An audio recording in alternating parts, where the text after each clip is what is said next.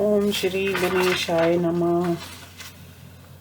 पंचाशदधिकशततमोऽध्याय। शर्वोवाच। शरीरे मम तन्वडिकी सते भास्य सिद्ध्युति भुजंगी वासिताशुधा संशिलष्टा चन्दनेतरो चन्द्रात्पेन सम्पृक्ता रुचिराम्बिरया तथा रजनीवासिते पक्षे दृष्टिदोषं ददासि मे इत्युक्ता गिरिजा तेन मुत्कण्ठा पिनाकिना उवाच गोपर्ताक्षी कुटिलालना।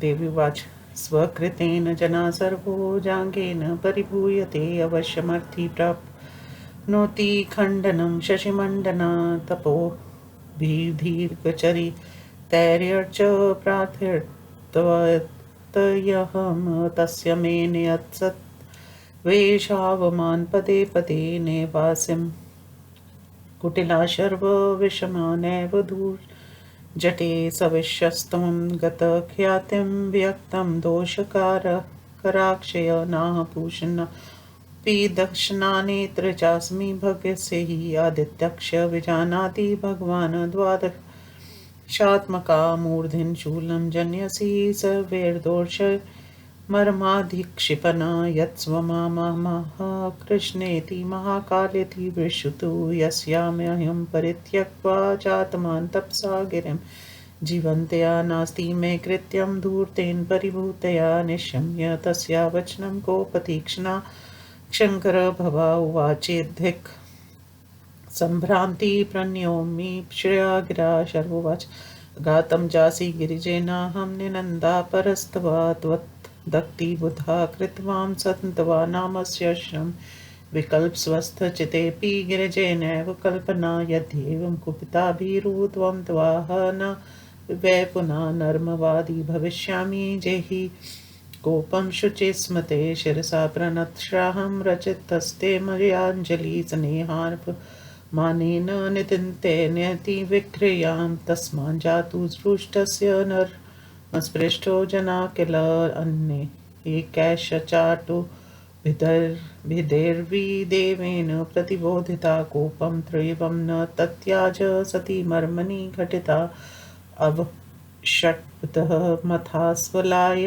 वासशङ्करपाणिना विपरस्त स्थालकावेग ध्यातुमेच्छत् शैलजा तस्या व्रजन्त्या कोपेन पुनराह पुरान्तका सत्यं सर्वैरव्यव्ये सुतासि सदृशी पितुः हिमाचलस्य शृङ्गैस्ते मेर्गजलाला कुलैर्नभः तथा दुर्वाग्रहो व्ययो हृदयेभ्यस्तवाशया काण्ठियाटङ्कस्त्वमस्मभ्यं व्यनेभ्यो बहुधा गता कुटिलत्वं च वर्तमभ्यो दुसेवत्यं हिमादपि सक्रान्ति सर्वमेवैतत् तन्वद्गीहिं भूधरात् इत्युक्ता सा पुनः प्राह गिरिशं शैलजा तदा कम्पक निपतिमूर्धा च प्रस्फुरदशन्नच्छदा उमवाच मा सर्वान् दोषदानि नित्यानान् गुणिनो जनान् त्वापि दुष्टसम्पर्कात् सङ्क्रान्त सर्वमेव हि व्यालोभ्योऽधिकजिहात्वं भस्मनास्ने बन्धनं हृत्यकालुष्यं शशाकण्डातु दुर्बोधित्वं वृषादपि तथा बहु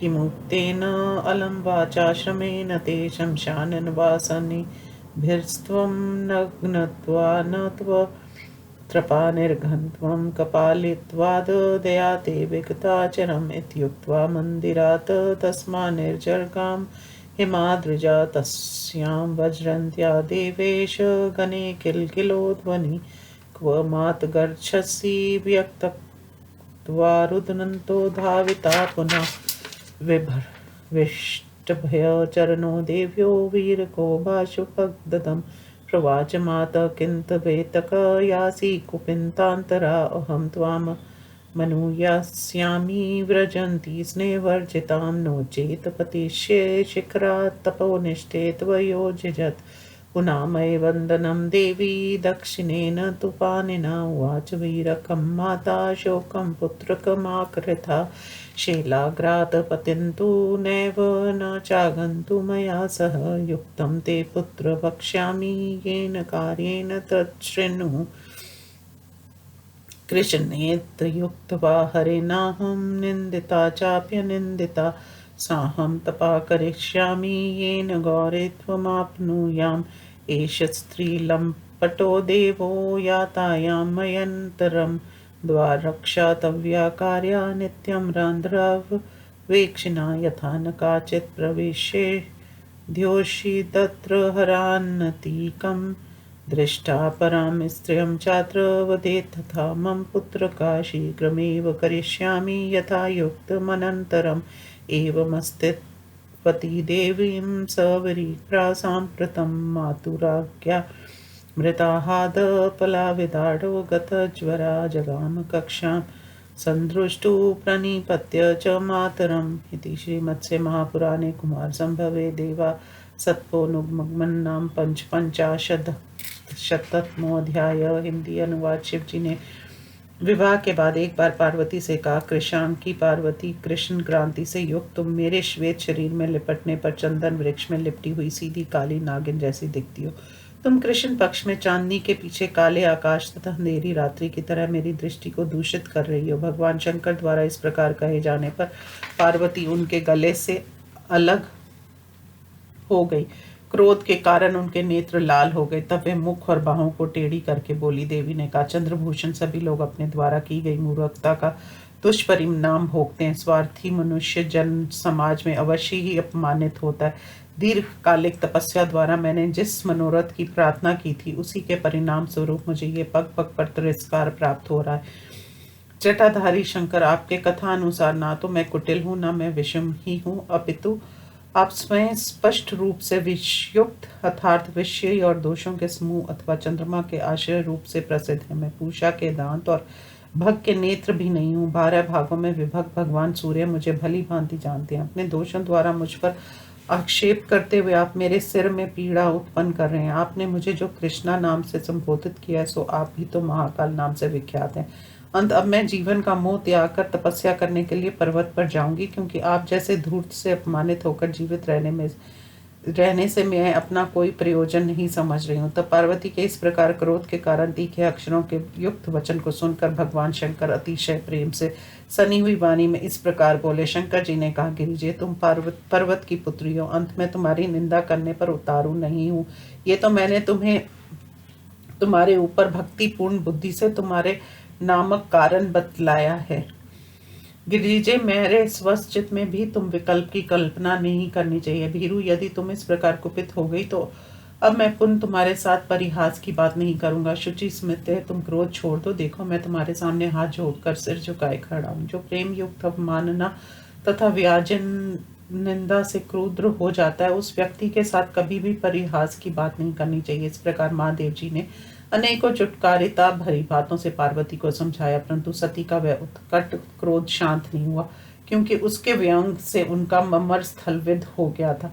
तत्पश्चात पार्वती शंकर जी के हाथ से पकड़े हुए अपने वस्त्र को छोड़ाकर बाल बिखरे हुए वेग पूर्वक वहां से चले जाने की चेष्टा करने लगी। क्रोध वेश से जाने के लिए उद्यत हुई पार्वती से त्रिपुरारी ने पुनः कहा, तुम सचमुच ही सभी अवयवियों द्वारा अपने पिता के सदृश उनकी कन्या हो। जैसे हिमालय के मेघ समूह से व्याप्त ऊंचे शिखरों के कारण आकाश दुर्गमय हो जाता है, उसी तरह तुम्हारा हृदय भी दुख हृदय से भी अत्यंत कठोर है। तुम्हारे सभी चिन्ह बहुधा वनों की उपेक्षा कठिनता से परिपूर्ण है। तुम्हारी चाल में पहाड़ी मार्गों से भी बढ़कर कुटिलता है। तुम्हारा सेवन बर्फ से भी अधिक कठिन है।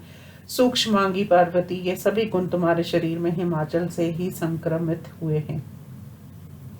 शिव जी द्वारा इस प्रकार कहे जाने पर पार्वती का मस्तक क्रोध से कारण कांपने लगा और होंठ फड़कने लगे। तब वे पुनः शंकर जी से बोली। उमा ने कहा, भगवान, आप अन्य सभी गुणों जनों में दोष लगाकर उनकी निंदा मत करें, क्योंकि आप में भी तो सभी गुण दुष्टों के संसर्ग से ही प्रविष्ट हुए हैं। आप में सर्पों के संपर्क से अधिक टेढ़ापन, भस्म से प्रेमहीनता, चंद्रमा से हृदय की कालिमा और वृक्ष से दुर्बोधता भर गई है। आपके विश्व में अधिक कहने से क्या लाभ है, तो केवल वचन का परिश्रम होगा। आप शमशान में निवास करने के कारण निर्भीक हो गए हैं। नग्न रहने के कारण आप में लज्जा रही नहीं गई है। कपाली होने के कारण आप निर्मम हो गए हैं और आपकी दया तो चिरकाल से नष्ट हो गई। ऐसा कहकर पार्वती उस भवन से बाहर निकल गई। उनको इस प्रकार जाती देखकर देवेश के गण प्रमथ किलकारी मारकर रोते हुए उनके पीछे दौड़े और कहने लगे, माँ, हम लोगों को छोड़कर आप कहाँ जा रही हैं। तत्पश्चात वीरक देवी की दोनों चरणों को पकड़कर बाष्पदग्ध वाणी में बोला, माँ, ये क्या हो गया, आप क्रुद्ध होकर कहाँ जा रही हैं। तपोनिष्ठे इस प्रकार स्नेह छोड़कर जाती हुई, आपके पीछे मैं भी चलूंगा, अन्यथा आपके त्याग देने पर मैं पर्वत शिखर से कूद कर प्राण दे दूंगा। तदंतर माँ पार्वती अपनी दाहिने हाथ से वीरक के मुख को ऊपर उठाकर बोली, बेटा शोक मत करो, तुम्हारा पर्वत शिखर से कूदना या मेरे साथ चलना उचित नहीं है। पुत्र, मैं जिस कार्य से जा रही हूँ वह तुम्हें बतला रही हूँ, सुनो। मैं अनिंद्य होने पर भी शंकर जी ने मुझे कृष्णा कहकर मेरी निंदा की है, इसलिए अब मैं तपस्या करूंगी जिससे गौर वर्णन की प्राप्ति कर सकूं। मेरे चले जाने के बाद ये महादेव स्त्री लंपट ना हो जाएं, इसलिए तुम्हें भी सभी क्षेत्रों पर दृष्टि रखते हुए नित्य द्वार की रक्षा करनी चाहिए, जिससे यहाँ कोई स्त्री शंकर जी के निकट प्रवेश ना कर पावे। बेटा, यहाँ किसी पराई स्त्री को देखकर मुझे तुरंत सूचित करना, फिर उसके बाद जैसा उचित होगा मैं शीघ्र ही उपाय कर लूंगी। इस पर वीरक ने देवी से कहा, माँ, ऐसा ही होगा। इस प्रकार माता की आज्ञा रूपी अमृत के आहार से अपलावित अंगों वाला वीरक शोकरहित हो माता के चरणों में प्रणाम कर अंतपुर की रखवाली करने के लिए चला गया। इस प्रकार श्रीमद से महापुराण के कुमार संभव प्रसंग में देवी का तप के लिए अनुगमन नामक 155वां अध्याय संपूर्ण हुआ। ओम नमो शिवाय।